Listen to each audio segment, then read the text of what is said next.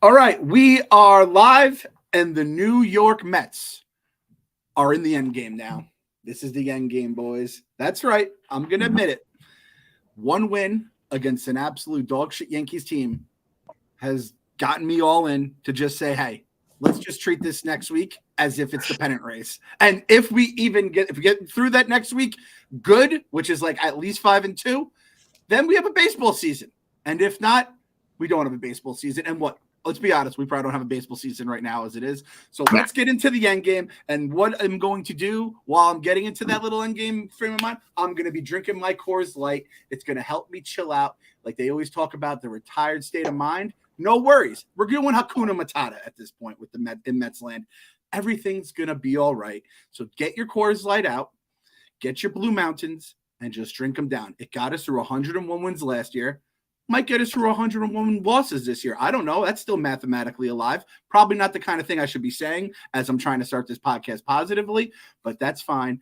Take advantage of the free will that comes with retirement and spend the summer chilling like a retiree and pair those moments with the Coors Light, the beer that's made to chill, cold lager, cold filtered. You heard it a million times from me. And the mounds on the bottom and the cans turn blue when the beer is cold. So when you know it's time to grab another when it's empty, get that cold Coors Light. This summer, chill like you're retired with Coors Light. Get Coors Light delivered straight to your door with Juicy or Instacart by going to CoorsLight.com/believe. Celebrate responsibly. Coors Brewing Company, Golden, Colorado.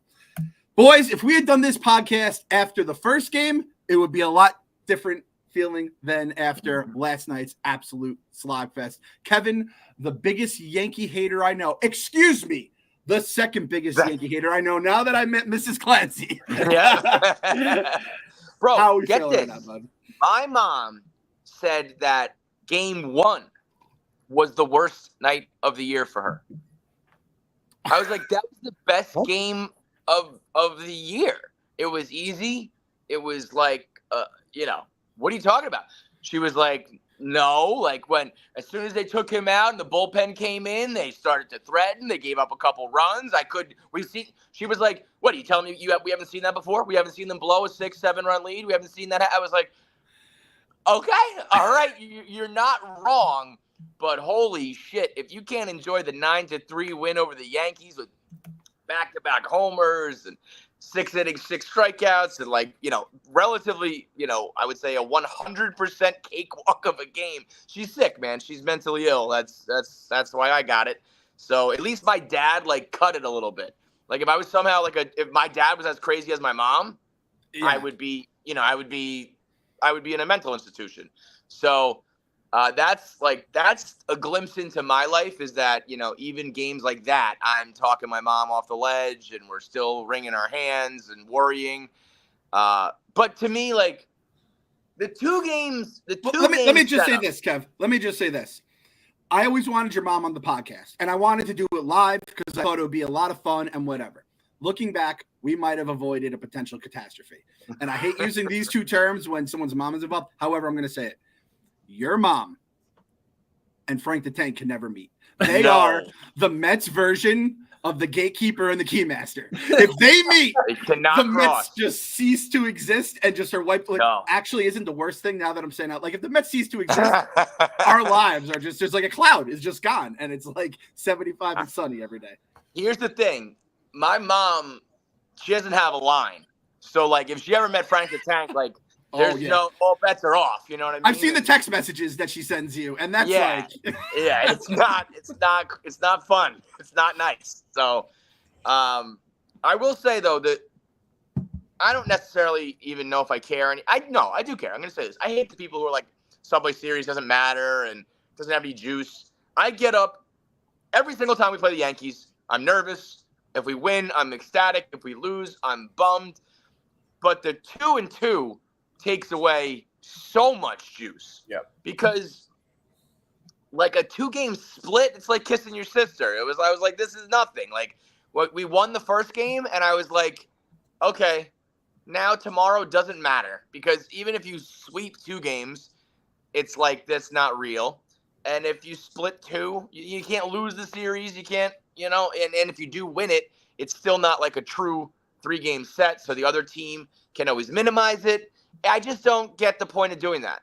It's is it the same as the early 2000s? Is it the same when the Mets are a World Series contender and the Yankees are contending? Like, no.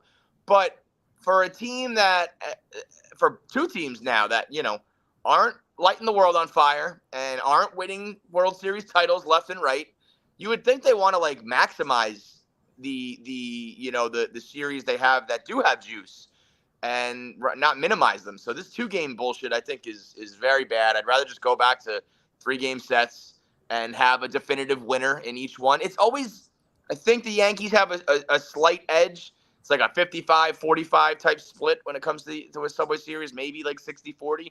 But for the most part, usually like one team wins 2 out of 3. The next time the other wins 2 out of 3. But at least you have a real definitive series to point to, other than these like 2-game little like blah nothings. So, I mean, I hate, like, I was just like, whatever. We lost the second game, but I don't care. Like, as much as I despise these Yankee games and I can't control myself. Like, long story short, if you're going to do it, fucking do it. Have a real Subway Series. Put some balls behind it. I'm 100% with you. Did we talk about that? I think we talked about that a little bit last time, right? We did. We just were saying, like, even back in the day when they would do the 2 games, we were talking about how they'd have like the split doubleheader and they'd go cross town where it just had like a little bit more magic to it, like stuff like that. But yeah, especially when you have 2 last place teams, or we're not in last place and the Yankees are like first place in the AL Central, but 2 teams that are down on their luck. It's like last night I was at the bar watching the game and they shut it off for the Women's World Cup. So it's like that's where we're at in the baseball season. New York City bar shuts off the Subway. I mean, that is brutal. I had to pull it up on my phone to watch on SNY. 9 o'clock, they were like, women are playing. What? That's tough. Which fan base has it worse right now? What do you think? So because there is something like last place is, the Yankees. If the Yankees finish in last place, like, when was the last time that happened? I mean, I think they've only had one season in the last like decade that's a losing record too. I feel like the last time the Yankees finished in last place would have to be like 40 years ago, 1990. And I also might. Yeah, I'm going to say that Cashman, as of this morning, they came out saying that they're going for it at the trade deadline to go get pieces. So like, this is why I posed the question, because on this season alone, there's this weird like the Mets are worse, but in a worse division. So like, and a worse league. So like, being in last place in the AL East is like, it's the fucking gauntlet out there. So, like, on that level, the Mets have the worst record. The Yankees are kind of having, like, the worst, like, it feels worse being in last place. But on the whole, it just feels like, people have been calling for Cashman and Boone for, like, 10 years now. And they've been in win-now mode for, like, a decade. And I thought, like, back in, like, 2017 was when I was like, oh, man, this Yankee team is going to make another run at it. Like, this is their window. And, we're pushing like 6-7 years beyond that now, and they're not getting any younger. The big pieces that, like, I remember thinking that Mike Stanton was going to be, a multi-MVP type guy, and he's going to break records and win World Series. And he ended up just being like an injured, scary slugger, but injured and not really there. Kind of same thing with Aaron Judge, minus his one historic year last year. Garrett Cole came, and I thought he was going to be the piece to put him over the top. And he's kind of like, he's good when he's good and he's okay when he's okay. I don't know. There's not a bright future for the Yankees. So, like, I don't think they're a win now, like a real contender, but they might as well go for it because what the fuck else are you going to do? You can't rebuild when you have 3 $300 million contracts under on your team with guys who are all on the wrong side of 30 and injured and, whatever. So you might as well go for it. The Mets have had just such a brutally disappointing year, but having next to no money on the books, except for a couple guys that you want to have on the books, and the owner we've got, and like we're gonna change the fucking entire borough of Queens. We're gonna there's just so much more that's gonna happen. It just feels like if you're a Yankee fan, it is like a blah. Unless you just unless it's like a Phillies run, you just get in and get hot and the magic happens. the long-term picture for the Yankees is not one I'd like to be in. It's that classic no man's land. It's a fair question because it's like the record, they're better, right? But we did the old newspaper thing. I love that Kyle brought it up. He had us do the newspaper where they would put the players next to each other. It's like who wins at first base, who wins at second base, and that was always something you would read in the paper every fucking Subway series. This is the City Bike series, remember? This was the City Bike series, yet again, and it just doesn't have the juice. And it does kind of feel like, because at some point, like as someone that loves to have the Yankees fans complain like we did about Hal Steinbrenner, the way we complained about the Wilpons, and then it's like they complain about Josh Donaldson, we complain about Eric Campbell, they complain about fucking Aaron Boone, we complain about Terry Collins, and it's like it's crazy that, and it's like George was the opposite. If you showed any signs of weakness, he would just cut your throat and move on to the next one. Yep. And it's gotten to the point where it's like, I know Uncle Stevie's going to do the right thing at the end of the season. He's going to hire an actual fucking president of baseball operations, fucking knock on every goddamn tree in the world. If it's not going to be Buck, it's going to be someone else. Like they will address the problems. And at this point, I don't know if their Yankees are going to. Dude, the one thing the Yankees don't do is address problems. They just let everybody go unchecked. It's just every single year. I know that people know that Hal Steinbrenner is about the business and not about the game. That's not breaking news, but I don't think they quite understand what that means. Like, what if he's a really bad one? What if he's a Reinsdorf? What if he's a Wilpon? What if he really only gives a fuck about the money? And, you know, over the years, it's just going to get worse and worse if a guy like that is just like, yeah, just keep Boone, just keep Cashman, like whatever, keep the money flowing, who cares? I think they know it's bad, but what we've seen so far, it might be really bad. So I saw Tommy Smokes was talking about it. This was like last month. He would sign up for like a lost season if it means that those guys get fired. Mm-hmm. Like, and that's honestly probably what it's going to take at this point if they haven't done it already. Cashman's going to go picked up by some other team, and I'm sure he's going to find success there anyway. But it's like, it's kind of like any other job. If you're there for that long, you just lose that little bit of nerve on you. You don't have that his stomach isn't turning when the season is shit. He just knows he's going to nail it in and have another season. But the fact that they're trying now to go for it, I feel like maybe he sees the writing on the wall and he's like, let me just push all my chips in and try to get as much as I can so we can make the playoffs again. Well, that's like, that might be his long-term play, but that's also the smart play here. Like, yeah, what else? Would you rather just what's the point of playing? Yeah. Like wait and reboot for next year with the same three guys who are kind of old and kind of expensive? Aaron Judge's toe. I'm telling you, Aaron Judge is going to be Greg Oden, bro. Big guys with bad feet, it does not just fix itself. It doesn't just go away. And when you got to plant and twist and all, like he's at least got to like eventually go to just be a full-time DH or something because you played the wrong sport. You should play fucking football. I don't know. It's crazy. Somehow being that big and playing baseball is like more dangerous than playing football. It's crazy. But they don't have, it's not like they have a boatload of prospects coming. It's not like they, what really, if you ask me like, what are the Yankees of like the last decade? It is Josh Donaldson. It's that he like encompasses this era of the Yankees and not in a good way. Where it was like, what did they do that for? Like, what was that about? That wasn't gonna put you over the top, and you're not getting any younger, and then you paid him. Like, what was that? And that kind of like represents what they've been doing. It stems from like Jacoby Ellsbury to Aaron Hicks to Stanton over waiting for Harper. Like, there have been a lot of head scratchers, and like the Yankees have always been able to just pay their way out of it, and it just hasn't resulted in a championship. And it's not working, and I don't know if they're ready, if Hal is really ready. Like, paying your way out of it is, they're saying it and there's doing it, where it's like, you would eat the Stanton contract if you were like really paying your way out of it. They're not going to do that. You would like just keep acquiring. They're not going to do that. So, and they're not building, like, there was a moment, there was that quick moment when it was like, Glaber was good and Urshela looked good, and it was like, oh wait, they've got all these young kids too, and then those didn't really pan out, so maybe they've got problems with development as well. And it's just like, what is there to look forward to You know, I'm not even doing this at, like, usually I'm just trolling the Yankees, and I'm genuinely like, if I was rooting for that team, I'd be like, ugh. You almost have to just go all in and hope you catch lightning in a bottle, which can happen. They're not like, well, I was gonna say they're not like, it's not like they can't do it, but I don't know. You look at that lineup and it's like, these guys all kind of stink.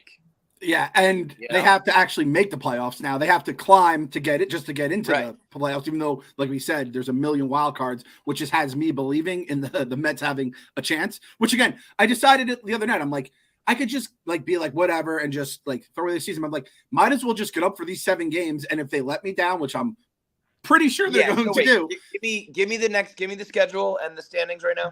So we have the Nationals, 4 against the Nationals at home, and then we go to Kansas City for 3. So it's 7 games against the Nats and the Royals. If you cannot go 5-2 in that stretch, like, and that again, that's right during the trade deadline. The trade deadline's August 1st, which is our first game against Kansas City. It's like, if you can't try to do enough to tell your GM not to sell, to at least stay pat, I'm not even asking to buy, then it's like, okay, fine. But it's like, I'm not going to, if the baseball, like I could just end up, say the, Kunstl, say the baseball season's over now. I might as well wait these 7 games because they are sweet. Because then at the end of those 7 games, they're going to Baltimore. Then it's Chicago, the Cubs, and then it's Atlanta. So it's like, give me these 7 here and let's just get a running start. And if we fucking fall in a pit and blow up and die and fucking the Mortal Kombat spikes are going through my lungs and my heart, then it happened. But like, this could be, and then once that happens, I'll just research fantasy football. I'll be dreaming about Danny Jones and the Giants, and I'm fine. I've lived this life a million times. So that's just, as we stand as Mets fans, I guess Yankees are more in it in terms of right now. I do think like Cohen is kind of the trump card for how you feel about the team, the franchise. For long, I got the Yankee fan just thinks Hal Steinbrenner is going to turn over a new leaf one day and become George. Like, think about it, Kev. If like, and Cashman, Kyle, like you said it, Cashman probably doesn't have that fear of God like he did under George, right? If, say, someone was like working, like a handyman was working for Mrs. Clancy, right? And then that handyman worked for you. Can I give you a little color on that? Please. There's 2 guys in our life that do handiwork for us. One of them is named Basement Brendan because he lived in the basement of my great aunt's house. It was a basement, fellas. I'm not talking about like, a little like suite. It was a fucking basement. Concrete and floor. Then You just had a cot. Yeah. And then there's Two-Tooth Tommy. And I'll give you a wild guess why that's his name. He only has 2. Are they both is one on the top, one on the bottom so we can chill? I don't know what it is, to be honest. Because he's fucked if he's not. Yeah, I think there's like a couple. Maybe I think there's 2 in the front. Maybe he has a couple molars. I don't know, but Two Teeth Tommy and Basement Brendan are the guys. So let's play. Okay, now continue with your hypothetical using their names. So give them respect. I'll put some respect on their name. I'm gonna go say Basement Brendan. He has to do a job for Mrs. Clancy, right? And he has to do it, whatever. Mrs. Clancy's gonna be on that ass. It's gonna be tight. It's gonna be spick and span, whatever it may be. Now, after years, he's now going to the the Chateau de Clancy up there in White Plains. Now the house that Portnoy built. I know you hate it when I call it that. That's why I said that. All those times. Why is it not the house that I built? Okay, you helped. You helped put some shit in action. I will say that. Now, if him and Two-Tooth Tommy, they go up to the Chateau, and they don't get the exact paint you're looking for, or the light bulb's not screwed in all the way, they're not going to be as scared as you as they get of a Mama Clance, right? Right. No. Yes, that's a fact. So that's pretty much what Brian Cashman's dealing with there, and it just rolls downhill. It starts at the top. It has a much weaker kid than the parent. No offense, Kevin, but I think we can all agree Mama Clancy strikes the first. Absolutely. She was nothing but delightful to me, but I could see, I'm like, oh, she has the fun. She got that dog in her. She got that dog in her. Exactly. So that's where it goes to Cashman, and then it goes down to Boone, which, I mean, Boone was around obviously for George in 03. Boone is it's crazy. I followed this Yankee team less than I usually. I keep an eye on them. I watch when the Mets are off. I usually watch Yankee games. Like, I haven't done that this year at all, but I do pick up on all the press conferences because I'm always seeing Hubs and Tommy tweeted about it. It's crazy that he's still just doing the lip service. Like, we saw a lot of good things out there, and it's like 5 innings, 5 runs. Like, what are you fucking talking about? No, you didn't. It's just like, unless if I were to talk to Aaron Boone and he's like, yeah, listen, I know my days are numbered. I know this is my last managerial job ever. I'm gonna go back to the broadcast booth. I don't give a fuck. I'm just mailing it in. Then I respect him. If he actually wants to be like in baseball, it's come on. You can't do that. I know that's the job of a manager to kind of deflect and stuff, but you can't do that for 162 games. You can't. No. And I mean, people at this point are like saying what he's gonna say before he says it, and then it's like verbatim. He's a fucking baseball robot. Yeah, come on. It's great. And we've talked about how managers, like, do they really matter? Is it really the guys upstairs, the nerds, and the 25-year-old Brown graduate calling the shots? And it's starting to feel like that's all he's doing. He's like, I just have to go out, answer your questions, shake hands, kiss babies, be the mediator that everyone shits on in the media and the fan base. And that's kind of what he's become. So because of that, I do feel like I was going to say we have proof of concept that Stevie's plan works based on last year, but that wasn't even Stevie's plan. Stevie's plan is to be the next Dodgers. That is like 3 to 5 years away till that potentially happens. I was thinking about it today. It just baseball's so stupid. Like, you look at the White Sox and whatever little shred of that core they had left is gone, and that's primarily 99% because of Reinsdorf, because he's a fucking cocksucker. And I'm actually gonna, I pity my fellow White Sox fans. I'm not even gonna shit on them today. You pity the fools. I was thinking about like their core and how it was good and how it should have worked and it didn't. Kind of the same thing with the Mets. And you start to realize that, like, you need like 40 good players in your organization at any given moment. You need like a bunch of the guys on the big league team to be playing good.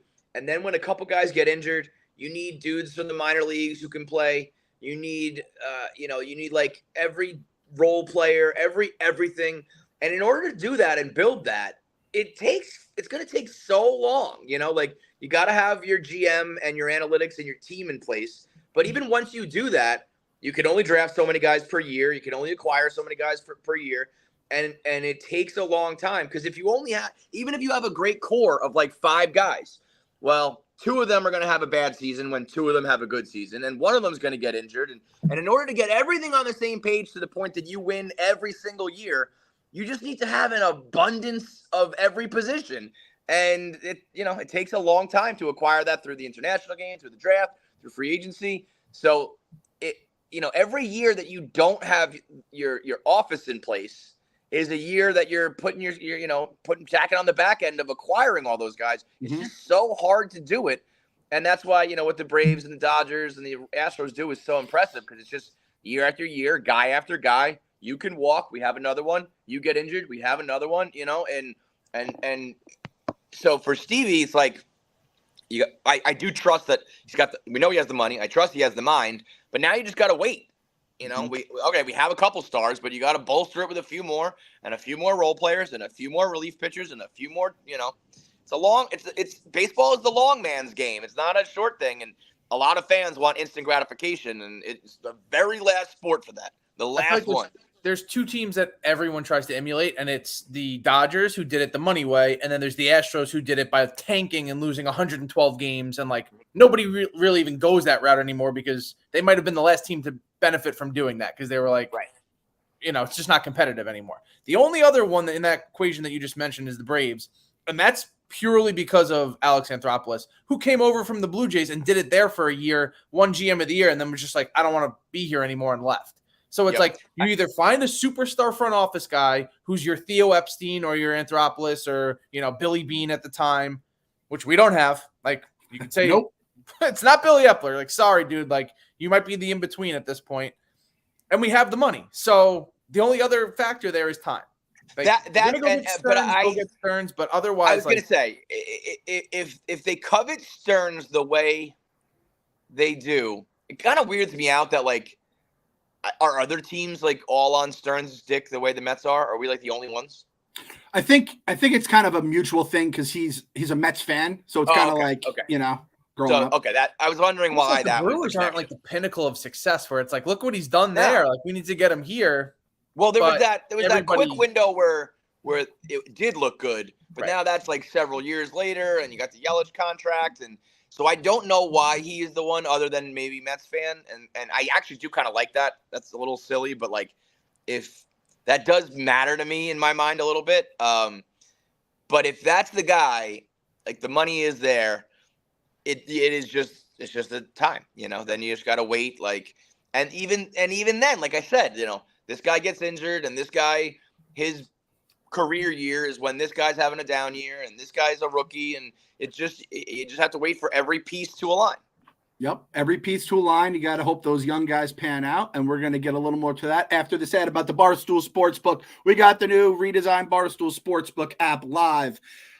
We got tennis going on. I love when there's some like morning, not even afternoon games of like obviously some baseball and stuff like that in the afternoon. I love when there's some tennis you can bet. We got some WNBA, Women's World Cup, whatever you need. My favorite thing on the sportsbook is the boosts. And today's boost that I love that I love to bet, Shohei Ohtani to hit a home run in either game of a doubleheader versus the Tigers. Isn't that great? You just get to just bomb watch, looking to see if Ohtani's going to plant one against the Tigers. The bombs away bets are the most fun thing on the app. Just rooting for home runs everywhere. Unbelievable. Yep. I had a bet last year in the app. I think they changed it from like bet with Clem to the big Yabo, because you just throw Big Cat's face on it. Don't mind that. It's not a bad idea. But I think it was for the 4th of July. I was like, just give me the amount of home runs for the day and the over. I just think just bet for home runs. And there was one, I think it was actually around the 4th of July this year, where like they set a record for runs in a day or something. It was like an absolutely crazy day. So download and sign up for the Barstool Sportsbook today. Terms apply. Must be 21 or older. Gambling problem? Call 1-800-GAMBLER. This is our 2020 sports, our little update. I don't know if you guys saw. I think we all saw this last night. You want to talk about guys panning out and working out? How about Ahmad Rosario getting traded for Noah Syndergaard? Noah Syndergaard, who is going to be a fixture in our final segment of the day, which is going to be the Immaculate Grid.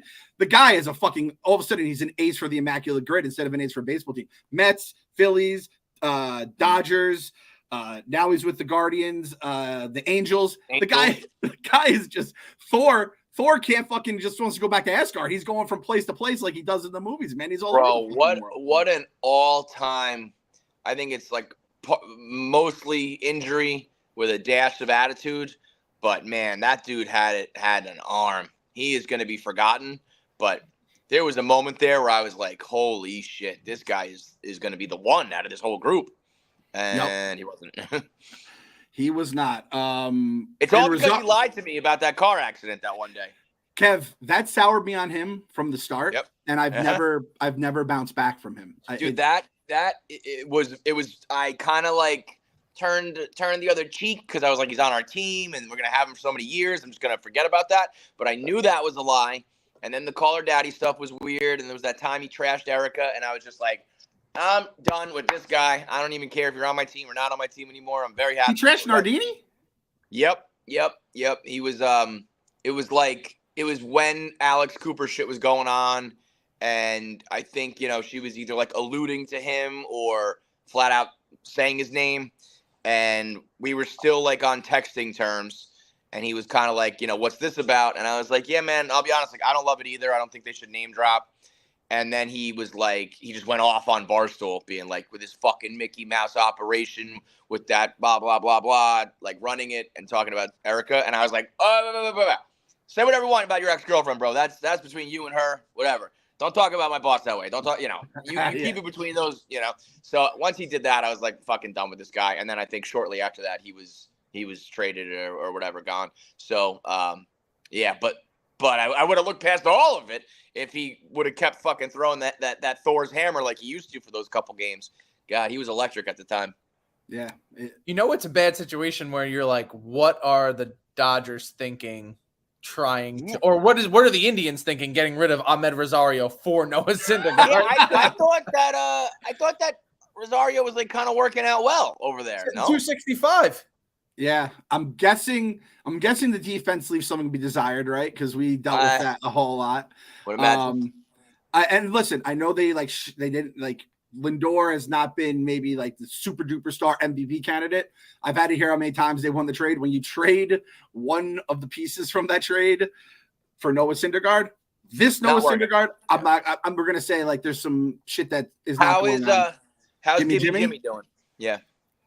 I remember when I was looking earlier in the season, it was not all that. It wasn't like last season. I'll say that. And he just got a new deal too. Last year he was like a 15 WAR player, and then he 2.3 signed that WAR, contract. What? 241 average, 38 RBIs. 16 so steals. I remember thinking at the time, Jimenez signed that deal, and at that point I was on my bullshit about like all these players giving team friendly deals, but that was one that I kind of understood because I was like, I think Jimmy played well above his head that year. Oh yeah, and cashed in on it. And if we like never hear from that, never reaches that level again, I wouldn't be surprised. Whereas Lindor, yeah, like you said, no one's gonna say that he's worth the level of money that he signed. But like nobody is. Once you get into that level, it's almost like guaranteed to be a bad contract, quote unquote bad. But like he's gonna be around. He's gonna be one of the best shortstops for years to come. So, won the trade. Yeah, if you factor in some money here and there and all this other shit, I guess you can make the argument. But to me, it's like I would make that trade every single time. Do you guys see A-Rod's rant about batting average and RBIs and like old man baseball? It made my heart grow fonder for him though, because he's like, I don't understand how nobody values average and RBIs anymore. Last I checked, that's how you win games, and just went on a whole tirade about OPS and all this bullshit. And it's like there's some truth to it, man. I can like, point to for Lindor. Ask a Yankee fan right now what they think about analytics and all that. Like, I mean, I think it like truly ruined their franchise. I think they played it so by the books and so by the numbers for so long that it's just, they're not like a terrible team, but they're not going to win. They're not going to get there. It's like, it's not working. And, when you look at some of the teams that had success, it's just like they just had guys who fucking rake, guys who are clutch, guys who just hit the ball and push runners to the plate. That is the name of the game. Yeah. Yeah. By the way, Jimenez last year, 6th in the MVP. I didn't realize he finished that high. He won the Gold Glove too. Yeah. Bomb-ass year. Trust me, I know it because it made it very hard for me. I was like, fuck. Like, this guy's got to fall off at some point, and he just didn't. He was awesome last year. We got to release the Francisco Lindor shirts at the end of the season, which was nice. Yeah, exactly. This year, he's making 1.5. Next year, 5.5, 10, 15, then 23, 23, 23. So he does become like he gets a decent chunk of change. He's also 24 years old right now. So I am fully ready to admit there is a chance he gets a little better throughout his career, considering he's still such a baby, man. Sure, but there's also that when he's getting $23 million a year, he's like, 100%. Not that good. And that $23 million in Cleveland stretches thin because they're not trying to pay anybody. So Uncle Stevie forgets Lindor is on his payroll at some points, and he's the highest paid guy on the fucking team. Anyway, and by the way, I mentioned it earlier, but condolences to the White Sox fans. When you're giving up there's something to be said about the symbolism of certain guys on your team, and Giolito is one of those guys, and it's just what's the fucking point of if I was running a team, I don't want just fans who show up to the ballpark. I want fans who invest in the minor leagues and know the prospects and want guys called up. You look at what the Reds fan base did with De La Cruz, and it's that's what you want. And it's why would anybody do that anymore when we know we're never going to go sign big free agents, and we know that our homegrown talent is just going to get bounced as soon as they're going to get their money or as soon as it doesn't work out. There's just no reason to dedicate your time or life to an owner like Reinsdorf. I was talking to White Sox Dave. I was like, I wouldn't do content. I would just do other stuff with my day. But I guess that's easier to say once you're on the other side of it, like we are. I saw him the other day when the Mets played the White Sox, and he's looks like another shitty game here when we started out to the lead. And some Mets fan replied to him, said, "Don't worry, Cookie sucks. We're going to hand the lead right back to you." And Dave was like, I fucking love these Mets fans. And he had the one of us gif. And he's like, I'm so happy they got Uncle Stevie because we are literally cut from the same cloth, right down to, the bigger brother across town, even though the Cubs do not touch the Yankees in terms of success or cachet, but we truly are just two. That's why it breaks my heart, man. It really does break my heart that you and Dave can't see eye to eye, but you two legitimately don't like each other in like a sports sense. So it's like I just have to kind of live with it. It's like when you have a good college friend and a good high school friend, and you just know they just don't mix together, or you mix so well you don't even want to get together on it. No, he's White Sox Day is a little piece of shit, and he knows it. It's not, it's if he would just like bend the knee. He says that Reinsdorf sucks, but if he were to if Dave apologizes to Steve Cohen on behalf of Reinsdorf, we can be friends. Okay. But until then, it's fuck Reinsdorf and anybody even remotely associated with him. So I know he hates him, but does he hate him enough to bend the knee to Steve Cohen? Anybody who bends the knee to Steve, they're right next to me. I bent my knee. I'm fucking on both my knees for Steve Cohen. Yeah. So anybody who does that, we can ride together. What they should do. You got to be clear. You guys, you and Dave, and then I'll include Rico, I think are our big three in terms of Yankee hatred. Like Dave, I mean, it's usually the same rant, but it's those big, greasy motherfucking Yankee fans. He gets it going, and though that's like bonding over like mutual love of baseball is one thing. Bonding over hatred is quite another, and you guys have that in spades. Dude, I don't know if I can claim it. It probably goes more to the Manzo days of Barstool, where people were definitely talking shit about Yankee fans being the creatures that they are. I think when I started and New York came along, it really solidified itself and popularized it. The Gindaloon, fucking Goombats, Yankee wife beater, gold chain, jersey on, opened up with the name on the back, backwards hat, just looking like a fucking asshole, talking about the Sunday sauce, basically just Italian, basically just making fun of Italians. I don't know if I can say that I started it or popularized it or whatever, but I'm happy to that Rico and White Sox Dave will take it to a whole other city, and that would continue to proliferate it. I just want that legacy to carry on forever and ever. So as long as anybody, that can be our one common ground. If you apologize to Steve Cohen, we'll be friends again. But even if we hate each other, we'll always have fuck the Yankees. Large wrote an entire blog about how to sustain a marriage, and he's like, you can like whatever you want to like that doesn't really last. You find something that you fucking hate, and you can bond over that together. Yep. You know what I compare you and Dave to, and this is just my brain is caught in the war-torn 1940s right now. I watched Band of Brothers last week in a binge for the first time ever in 2 days. And it was just independent. And then I knew I was going to see Oppenheimer. I rewatched Saving Private Ryan, and I rewatched Dunkirk. Jesus Christ, Clem. Right? Are you having you're like a veteran of war at this point. And they all completely were independent of each other. I was never like, I'm going to watch Saving Private Ryan next. It was like, you know what? I haven't seen in a while, Private Ryan. I guess there's something subconsciously going on there. I'm going to have to watch a few other, I'm basically Tony Soprano, except instead of watching the fucking old reruns of the World War II stories, I'm watching the movies. But you're the Americans, Dave's the Soviets. You are enemies, but you're also friends over mutual hatred of the enemy of my enemy is my friend. Yeah. And the Yankees are the H-man of baseball, right? I think we can all agree on that. Absolutely. Coin flip. It's like if you could go back in time, would you kill baby Hitler?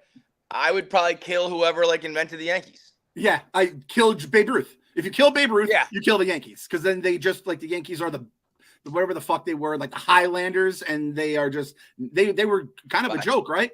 And if I have to hear about that stupid goddamn no Nanette play, maybe you killed the guy who started no Nanette. That's his. When they sold Babe Ruth, it was to help fund the play. Oh, yes. I heard Peter Gammon say no Nanette 1,000 times, and that was always because he was talking about Babe Ruth.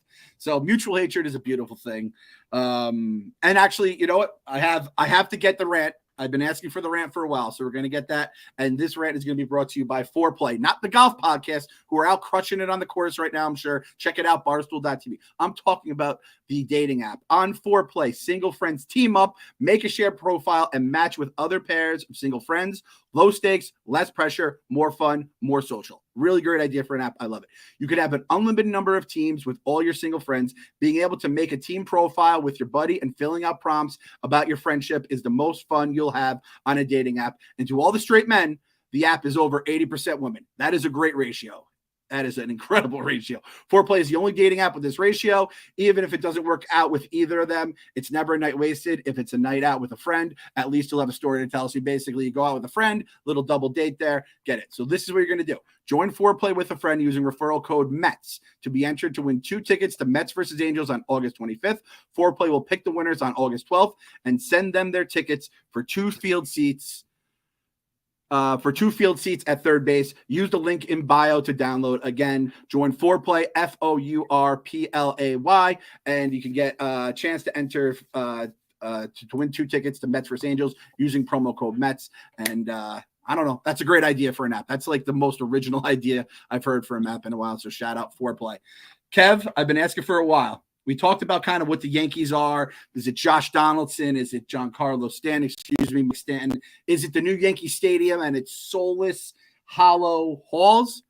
Or is it the pinstripes having a patch on them? The patch. If there's one thing that the Yankees always were going to have, it was going to be the interlocking NY and the pinstripes and the history and the hallowed this and all that, the Monument Park and all of that shit. And as we go on here, and as Hal continues to tear this place down, brick by brick, literally and figuratively, they're losing all of that too. Not only is it, gone are the years of like every few years the Yankees win the World Series. Gone are now the years of like the Yankees are even cool. They're at the forefront of all the gimmicks. Their stadium stinks. The flashing lights stink. And now the one thing that they always had, the pinstripes, is now physically and figuratively marred by this fucking patch. Something that they never would even consider doing back in the day. And now there's a physical embodiment of the new Yankees versus the old Yankees. I look at that and it brings me joy. It's such a simple thing, but I see that patch and I'm like, that represents no World Series for the Yankees. That represents one title in the last 20 whatever years and probably another 10 years. That represents Cashman and Boone still having their jobs. That represents the Yankee fan like Tommy and Hubbs, who almost admit that they're like, yeah, we're not like the arrogant Yankee fans. We don't win. I'm like, that is what that patch represents. And it's greatness. It's greatness gone. It's paradise lost. It is that patch represents everything that the Yankees once were and no longer are. I was going to say, I feel like Star Insurance might have made a mistake doing that patch. I feel like Kevin's going to get Star Insurance. I don't know, on the house, on the Chateau de Clancy is just going to be insured by Star Insurance, car insurance, whatever. I think it's like commercial insurance. So if you want to start a business, you can do that. I don't know what they do exactly to this point, but again, how much could that have been worth? $25 million a year. And they turned down 30 from some other company, apparently. But that's how much Jimmy's going to be making in a few years. They're getting Andres Jimenez for selling the pinstripes. That is pathetic, dude. I'm just waiting. It's the slippery slope to them becoming like PC Richards Stadium, where it won't be Yankee Stadium anymore. If that happens and they get rid of the naming rights for a sponsor, oh my God! You know what they're going to do? They're gonna sell the pinstripes. You ever see those suits where you can look really closely and the suit actually, the pinstripe actually says words? That's what they're gonna sell. Those fucking broke boy losers. $25 million to desecrate the pinstripes on that to make it like worth it. Remember, and we had our own little like patch problem. Remember, we could throw patches, but tattoo it on our foreheads. We're the Mets. We're not like it. Yeah, dude, exactly. Totally. Like I have no problem with that shit. Like you look at the best fucking soccer teams, Emirates across your chest. Like I don't give a shit about that. I would love it. I'll do it for 25. Do it for 5, 10. Cover us like a goddamn NASCAR if we can get more players and win. But for the Yankees, I mean, that's what their fans love. They love. Actually, I say that, but they don't, because you see every fucking loser with a jersey with the name on the back. So they already violate, the jersey as is. But you got to at least have 9 figures to fucking get on the pinstripes. Come on. You know what Rico said too? I was on the rundown with him actually by coincidence when this all went down. And he now says that any Yankees fan that has a jersey, A, with a name on it, or B, without the patch on it, is a fake Yankee fan. You have to have just the straight up number, and it has to have the big old fat Star Insurance patch on it. And I kind of love that as like a thing. Yeah, and he was frothing at the mouth, Kev. And I said back then, I was like, I got to hear Kev's thoughts, and I haven't heard him yet. I was like, I don't think he said anything on KFC radio, but I just had to hear the vitriol. At this point, can you honestly tell like a player to shave their beard or like to cut their hair? That's what I mean. The whole mystique, like, shave your beard and like act like the captain and fall in line and the history behind it and, you know, Mr. Steinbrenner and 27 championships, like all that is like, that's gone. Like in a very real sense and in this figurative sense, like you go to the ballpark, you go to Yankee Stadium to eat expensive sushi and have a fancy dinner with your clients to watch a sellout team in front of a sellout crowd, and I don't mean that in the good way. The mystique is actually gone. Like, and as a Yankee hater, I still relish in their losing, but what I do not have anymore is the fear.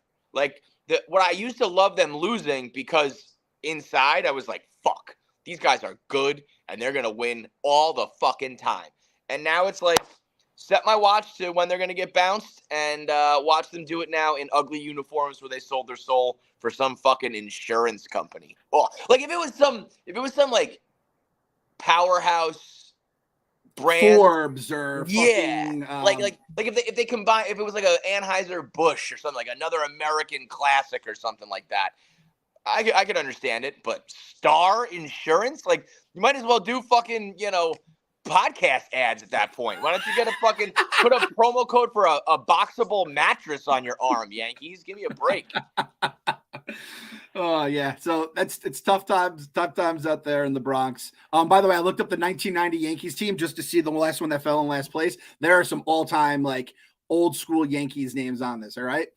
Bob Guerin at catcher, Don Mattingly at first, Steve Sachs at second, Alvaro Espinoza at short, third, Jim Leyritz. Oscar Azokar, I don't remember him at all. Roberto Kelly in center, Jesse Barfield in right, and Steve Balboni at DH. So this has kind of become the Yankee episode just because there's just the Mets. Nothing else to talk about. Yeah, exactly. Like I mean, honestly, if you want to do a quick rundown on the Mets, like real quick, didn't realize how bad Alonso really fell off that like until I started to look at the numbers and I was like, holy shit, he's been absolutely fucking awful. I do think they rushed him back from injury. There's no way. Just like we said it was going to be. We said this exact thing. Yep. There's no way he should have been in the All-Star game of the Home Run Derby. But like I guess is now climbing out of it because he's been raking. But that period right there was ugly for a worst second. Offensive Lindor is just gonna, Jesus. Was it? Yeah. I mean, it had to be because it couldn't get any worse. Lindor is just going to be streaky, and yes, I would love it to be a steady, consistent player throughout for the money that he gets. But, you know, we'll probably do this dance forever where they say he's bad and then 2 weeks later he's great. And I say, no, he's good. And, you know, Verlander and Max tease you a little bit but ultimately butt fuck you. Quintana was not the savior I wanted him to be. And the rest of the pitchers stink. Like that's kind of, and, you know, for everybody who clamored to play the baby Mets, one of them is good. That's it. One of them's good. Like you know, Brett Beatty is going to be a baseball player. He will be a baseball player on a baseball team. That I think that much you can say. I don't know who or where or how. I don't think it's going to be that great. Mark Vientos stinks. So you know, like you got here's what you asked for. It, you got it. But that's about it. And Alvarez is the fucking man. And you know that actually, if it weren't coming off a 101 win season, like landing a guy like Alvarez and being like, we got one, I'd be like, all right, this was, you know, that's a big piece of the puzzle going forward. I'd be happy about it. So I'm trying to focus on that. That's my Mets, you know, coverage. Yep, that's Kyle. Did you say it? Like Quintana could be like an actual piece that we trade here, and I think I could. He looked fine to me. Is like in terms of like another team who's going, okay, I get him for 2 years on like a sweetheart deal. Like, yeah, we'll take a risk on that if we need like a bottom of the rotation pitcher. And then for Verlander, he's sneaky been good the last 2 months, and I think that if there were ever a situation where someone's going to waive their no trade clause, it would be him, and some team would want him. But he wants to be in New York. I'm sure he promised Kate that they were going to be in like an actual city where like I don't know what she's doing for her career, and that's why though. Too. So it's like I don't think it's the worst thing that like I think he has been good. It's been a little bit inconsistent, but like he's got like a 2.2 ERA since July and a 1.4 something this month. 1.46 his last 6. Which Phil's not on the pod. We said Phil's like I need to see more from Verlander. I need to see this next start. Got it, Phil. I don't know if he was ducking us today to make his big and right with Verlander. Phil, this is what we said. I think I said I wanted 3 turns to the rotation of both those guys being good. I don't think we're getting that with Max, but I think we're going to get it with Verlander. And I could see it being one of those things where this season is so disappointing that we'll look up. It's almost like that Lindor year or the Diaz year is a good example where it was like we were so used to him being bad. That's kind of this version of this season sucking. And then you were like, wait a minute, that season was actually pretty good. And then he went on to have an amazing season. I could see that being this year for Verlander, where it's like he sucked in the beginning. And then even by the time he was good, we were just like, this team blows. So no one was giving him any props. But by the end of the year, he'll probably end up having not a Verlander good year, but a good year. And then, if you can bank on that happening, going forward, maybe you'll be in a good spot. So, Verlander is definitely starting to, earn his money. Verlander, friend. That's where I stand on him. Even if he slips up in like a start or two, he's been fucking good. He has definitely not been the problem. Max, I can't say I won't even want to talk about Max Scherzer because it's just going to make me angry again. Right. All right, we're going to round things out. We're going to bring in the closer. This is going to be interesting. So I love Hubs. Pabs is just straight up putting the Immaculate grid number that we're doing every episode just so that people know what we're doing because this team has nothing to talk about. Kevin just gave the entire Mets fucking State of the Union in 5 minutes or less. So we're going to do it real quick. Now, I don't have my ace and Phil, and Pavs is sneaky good at this. I have Kevin, who straight up says his brain does not work like the grid, which is fine. I know plenty of people. And Kyle's played it like only with us, I think. Yep. So I'm going to try to do some heavy lifting. You guys are going to have to help me out a little bit here. So this is the grid. People playing without watching Before on we YouTube. get started, though, also – crushing the dozen grid though. So if everyone you gotta go check that out because it is so good. They made it a little easier. Daily dozen trivia is awesome. It feels like a little bit easier than the real actual game show questions, so like everybody can kind of get some W's under their belt. But that's first and second day though was like that first and second day was like the average score was like 2.5. So you were like, we need to dumb this down a little bit. Need like Celebrity Jeopardy. It was tough. No. So I pulled it up here, and I started one on my phone. I'm like 50, I'm 5 for 5 so far, and I have a couple that I kind of might know. I like have to just sit on them, so I'm not ready to like pull the trigger. So I could I'm like in the mix right now, which is, trust me, like you said, the last couple of days I was just fucking dead after like the third. Yeah. After I got past the sports and the food, I was fucking cooked. So I have a chance here on a couple of things. So check it out, Daily Dozen. Trivia.com, Jeff D. Lowe. And it like works perfectly from the jump. Like, of course, Jeff D. Lowe is like, I know. Went outside of Barstool, got another guy to make it, and it works perfectly. Sounds about right. Yep, exactly. But there was kind of when you were saying like you just don't understand, like the Yankees they have people and not really sure what they're doing, and sometimes it's like we just need to fix things, and they just don't fix things. I'm like, this sounds like a company I've heard of before. I've heard of this before. It rings a bell. Yeah. All right. So people who are listening from left to right on the top, we're going Giants, Padres, Gold Glove, and then from top to bottom on the left, Cardinals, Angels, 40+ home run season. Is there anything you guys have right off the bat that just jumps out in terms of we don't have to go fill 0.4% trying to get like some crazy rarity score? Is there anything here that jumps? I mean, there's a few you could probably. Barry Bonds, Giants, 40 home runs season. Yep, exactly. That's a KFC answer. 40 home runs for the Padres. Manny Machado, has he gotten 40? Maybe if he did, it was with the Orioles. It's okay, so maybe not. I know a guy who definitely has. I think he had a 41 home run season. I always love using him. Tatis did it last year, didn't he? Or 2 years? 2 years ago? I think he did. Probably. Yep. Yeah. You know who God, would have he's worked awesome. there? The fact that he hit 40 fucking 40. bombs. That's my Greg Vaughn spot. I always use Greg Vaughn. I know Greg he always Vaughn. hit 40 home runs with the Padres. Him and if there's ever Padres Brewers, use Greg Vaughn. Tell him Clem saying yeah. Gold Glove 40+ home run.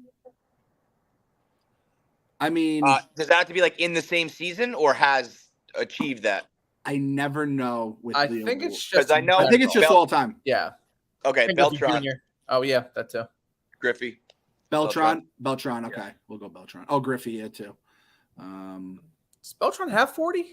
He had 41 with the Mets, and then Mets. he had a bunch of Gold Gloves, I think, with the 0.6%. 0.6. See, Hell yeah. this is when I feel old. Is when guys like Carlos Beltran are 0.6%ers. I'm like, Are come not on, man, throw some respect on this dude's name. Yeah. All right, I got my Gold Glove for the Cardinals, and it's a little man named Fernando Vina. Ooh. I was going to say Jim Wizard of Edmonds. Oz. Ooh, the Wizard of Oz. That would that's Wizard of Oz, yeah. That's tough that I didn't think of Ozzy first there. And the only reason I thought of Fernando Vina is because as soon as I saw Giants Cardinals, I don't know if they were double play combination, but Edgar Renteria. Just those two names are forever locked in my mind. He looks like a goddamn baby in that picture. Angels, Giants. I mean, I don't know how My you brain guys just know goes anything. to the World Series where they played each other, so like I can't connect. That the players. yes, Yeah. that happens to me when like teams play each other, especially like if they're in the same division. I just think of the games. I don't think of like guys that went across the roster. I got a Gold Glove, and it's because this man scared the shit out of me. And when he was on the Braves, I thought he was just through there. Andrelton Simmons, that motherfucker. Wow. He was so good defensively, and then I feel like he went to the Angels, and then he sucked defensively, and then he randomly just started hitting the ball. Yes. Yep. He became like, and he never amounted to what I thought he would amount, which is probably why the Braves were like just shipped him out because they knew he was not same as they did the same thing with Hayward in the outfield. Same thing. Yes, I said that when we were Barstool, because he's still on the Dodgers. It blew my mind that Jason Hayward's still playing, and I thought he was going to motherfuck us. I remember when they drafted him, and I think he was out of Georgia too. Like he grew up like a Braves fan, and I was like, this guy is going to. You want to talk about a shitty contract? Nobody points to that contract. Oh, that one. No, I think Cubs fans do. I feel like they talk about it. That I do remember that he was one of those guys, particularly that was like. Hayward, like we heard his name a lot coming up, and I was like, we're gonna hear this forever. And then he was just not our problem anymore. It was great, but it was nobody's problem really. We were worried about him, and then Freddie Freeman came out of nowhere, and we were like, God damn it. Yep. So we got Cardinals, Padres, we got Giants, Angels, and we got Angels, Padres. Damn. Sometimes I like see a guy in my head, and I feel like there's a reliever that's a Giants Angels guy, but I can't. This is when we need Phil big time. Padres. Come on, big man. You said you were going to do heavy lifting. Let's go. Hey, Fernando fucking Vina, man. Give me a break. Let's see. Padres. At some point, we'll just have to take a shot here in the dark. I always think Kimbrel's always on my the tip of my tongue because I feel like he trying to touch a couple teams quick, but I don't think he touched the Cardinals or the Angels. It's always worth an Edwin Jackson throw out there, right? Yeah, I feel like Edwin Jackson. Edwin Jackson on one of these. Mike Cameron. Mike Cameron was on the Padres. Was he on the Cardinals? Maybe not. I don't think so. I don't think he was on the Cardinals. We got screwed today with all the West Coast teams. Yeah. Yesterday was Mets too. Did you guys see the Mets yesterday? The Mets one was yesterday. I put Piazza for Mets Marlins. I felt all good about it. And someone tweeted me and they used Piazza for Marlins A's. I'm like, that's a deep cut. The Piazza A's, you know. I'm gonna let you guys finish at the last two because I got to interview my boy Gruzy here. So I'm gonna let you roll. All right. Have a good one, my friend. Kevin had the hate in his heart out for the Yankees today. I really did appreciate it. It was a Yankees heavy podcast, but it needed to be. It needed to be done. Let's see. Angels, Giants, Angels, Padres. It's got to be a reliever. Jeff Kent, Sosha. No, he was a fucking manager for the Angels. He didn't even play for the Angels. Pujols. Angels. He wasn't Giants, I don't think, or Angels, Nope. Padres. I'm looking in the Nope. chat right here. Mets 2028. Are you a robot? Give me some. Michael Waka. Wow. Is that I mean, it's Cardinals, so it would have to be Cardinals Padres, but I don't think he's on the Padres unless he's on the Padres now. I think he's still in the league. he was, I think he's on the Red Sox got rid of him, right? And I think he started dealing outside. You know what? I think he's on the Padres right now. Fuck it, let's roll. Boom! All right, the chat's alive here. All right. We got Angels, That's 21-28. I'm not a robot. You guys know who I am. We need a robot for your brain. We need we need the stats. Plug into the fucking matrix. Tommy Pham. Was Pham Pham was on the Padres. and he was on the Angels, I guess? Fuck it, let's rock. At this He was point, on the Red Sox. At this point, we got it. We got it for the people listening. We have to get it. All right. Wow. Nope. You blew it, Meech, you son of a bitch. Matty Alou. All right. And then let's try to finish this up. Angels, Giants. I'm gonna go Dusty Baker, even though I know he didn't play for them. His kid almost got run over in that World Series. So let's see who the big guys were here. We missed out on Lincecum. I don't remember. Do you remember? Oh, wait. that was a blip, but yeah, I forgot about him going to the Angels. Hunter Renfroe as the big Angel Padre. That is some sicko shit. Yikes. I always forget Hunter Renfroe. Hunter Pence usually can tickle a few things. Griffey was the number one Gold Glove 40 home run guy, which makes sense because he's the coolest man ever. Arenado, that's who I was thinking for that one. Carpenter. Matt Carpenter's season for the New York Yankees has to go under investigation at some point. Like that was more egregious than anything Barry Bonds did. 99 wins. That was the most ridiculous run of from being on no team. Yeah. Nobody wanted him, and then they put him on there. And like, you want to say Judge got them over the top? Like, sure, but his offensive production through the roof. He might have been on old steroids for that. Yeah, he was on the shit that was so old they couldn't even pick it up, and it really made him like stronger, even that much stronger. He kind of looks like a Mark Titus YouTube thumbnail too in this picture. We're talking college hoops today with Matt Carpenter and Nolan Arenado. I don't remember when Lincecum was an Angel. Again, when that's the number one guy at 27%, you know that like it must have been some tough sledding. And let's see who were the big guys. Let's go in terms of WAR.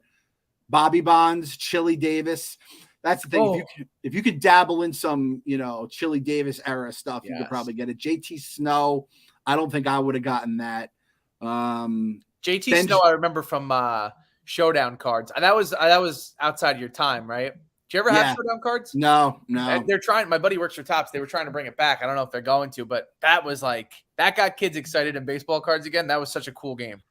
Benji Molina's a good one. I should have thrown you see Angels just throw Molina brother out there and the Giants as well. So we fucked up on that one. Damn. Orlando Cabrera, dog. Jose. Someone actually told me they use Jose Guillen a lot. It usually comes up. So, and then let's see pitchers. Lincecum, obviously. Hoyt Wilhelm. We're throwing Hoyt Wilhelm around. Jim Barr. The Angels are a tough team. Like I said, West Coast. So, yeah, there's really nothing here. I'm not embarrassed that we missed that one. So that was a tough one. So we'll be back next week. This is the Mets do or die run, as I said. This is what do they need to take from this series for you to be still in on the team? They got to go 3-1. I won't say 4-game sweep because I'm sure they're going to lose the Scherzer start, which is pretty much where I am mentally at this point. That fucking asshole. You know what? I'll call it now. Dom Smith. I'm going to bet on the sports. Lord. Dom Smith home run against Max Scherzer. I feel like that is the perfect fucking just kick in the dick that we deserve this season. Carrasco Corbin can give us trouble, even though Corbin also sucks. You don't know which cookie you're getting. Oh, what's his name? Team Thirst Trap. I think he tweeted. He's like, I'm hammering yes runs first inning and the over that game. That's going to be the final game of this series is Justin Verlander versus guess who? Former Met. Former Met? Former Met. Matt Harvey? Nope. Matt Harvey's getting. I saw someone tweeted this the other day too. Matt Harvey is like more beloved than Noah Syndergaard in Metsland now, which is crazy. Oh yeah, he's at the game with John Franco all the time. Yep, it's crazy. Who's Verlander facing? Trevor Williams. No. Yep. He is finally getting his starting chances, I guess. Shout out to 4.47 ERA. I would have loved to have kept him. That might be the one that breaks my back. Yep. And I feel like They lose that game. he would have been even better here if he had stayed here, which now that you mention it, how is our boy, the Puerto Rican? Let me look to see how the Puerto Rican's been doing. I know you go to Puerto Rican, I'm thinking Loop right away. Let's see what Loop's up to. The Puerto Rican right here, he has a 3.70 ERA this month in 4 games, so he's been pretty good. 3.62 for the season. Like, I didn't want to get rid of Seth Lugo, and the fact that he's starting, he's giving 6 innings, 7 innings, 5 innings. So it's not like he's going short, and I'm telling you, he's going longer than a lot of our starters have been going.